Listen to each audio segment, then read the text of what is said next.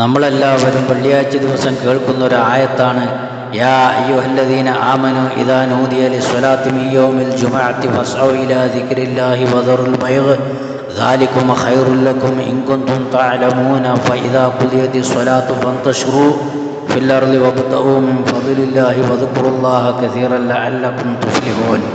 എന്താണത്? സത്യവിശ്വാസികളെ, വെള്ളിയാഴ്ച ദിവസം നിങ്ങളെ നിസ്കാരത്തിലേക്ക് വിളിക്കപ്പെട്ടാൽ അല്ലെങ്കിൽ ബാങ്ക് വിളിച്ചാൽ അള്ളാഹുവിൻ്റെ സ്മരണയിലേക്ക് നിങ്ങൾ വേഗം വരിക. അതായത് കച്ചവടങ്ങളൊക്കെ ഉണ്ടെങ്കിൽ അതൊക്കെ നിങ്ങൾ മാറ്റിവെക്കുക. അതാണ് നിങ്ങൾക്ക് ഉത്തമം. നിങ്ങൾ മനസ്സിലാക്കുന്നുണ്ടെങ്കിൽ അള്ളാഹുവിനെ സ്മരിച്ചാൽ ഭൂമിയിൽ വ്യാപിക്കുകയും അള്ളാഹുവിൻ്റെ ഔദാര്യത്തിൽ നിന്ന് നിങ്ങൾ തേടുകയും ചെയ്യുക. നിങ്ങൾ ധാരാളം അള്ളാഹുവിനെ സ്മരിക്കുക.